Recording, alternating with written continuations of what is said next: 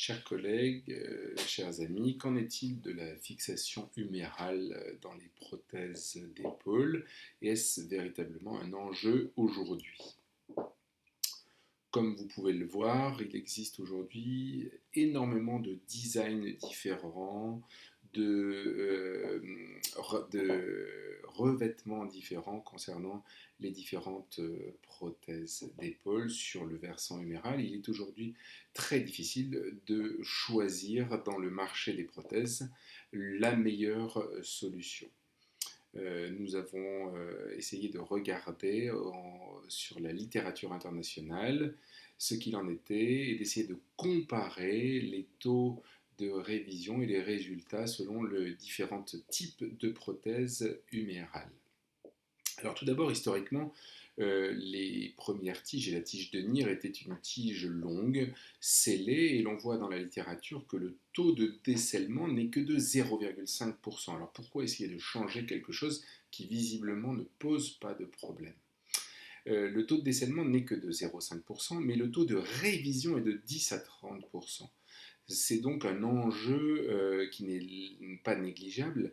En effet, ces premières tiges scellées, longues, ne sont pas convertibles et le ciment pose un problème loin d'être négligeable lorsqu'il est envisagé une révision due par exemple à un problème glénoïdien dans un décèlement d'une prothèse totale. La solution pourrait donc être d'utiliser des tiges longues non scellées. Cette solution n'est probablement pas une solution univoque et en effet, l'étude de la littérature montre qu'il existe un risque de stress shielding important pour la plupart des tiges longues non scellées, avec, comme nous pouvons le voir sur cette diapositive, des lises proximales notamment au niveau du calcaire. Deuxièmement, malgré l'absence de ciment, il peut exister des difficultés d'extraction dues à la fixation secondaire de ces tiges et l'utilisation de ces tiges longues non scellées ne s'impose donc pas comme une solution idéale dans l'utilisation des prothèses totales.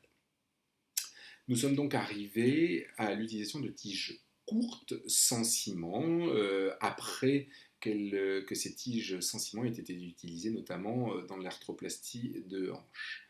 Alors le gros avantage, et ça qui n'est pas lié au design de la prothèse, c'est qu'aujourd'hui ces tiges sont convertibles, donc si elles ne posent pas de problème en cas de décèlement glénoïdien notamment, on va pouvoir convertir ces prothèses en prothèses inversées.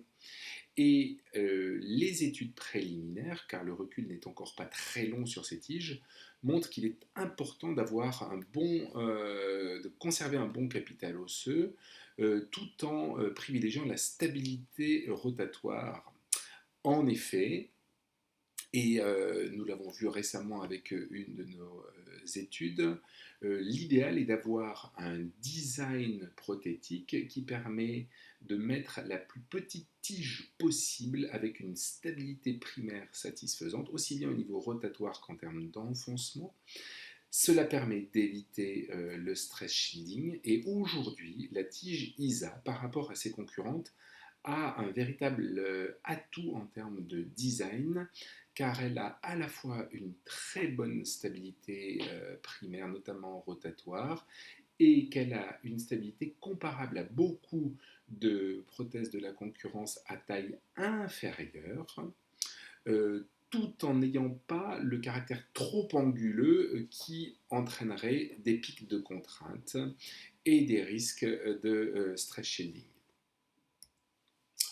Existe-t-il toujours une place pour les tiges courtes cimentées?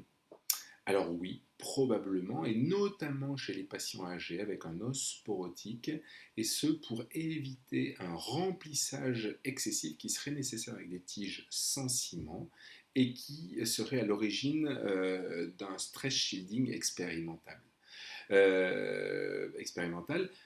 Tout en sachant que ces tiges courtes sont convertibles et donc apportent l'avantage de la conversion possible en tige inversée.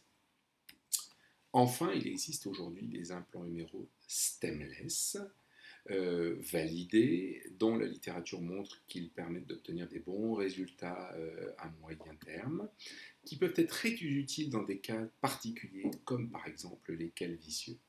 Existe-t-il un véritable avantage à ces implants par rapport aux tiges courtes? Peut-être, mais ce n'est pas aussi évident que cela peut le paraître. Quoi qu'il en soit, et comme vous pourrez le voir ultérieurement, la gamme ISA permet d'utiliser aujourd'hui un très bon implant stemless. Je vous remercie de votre attention.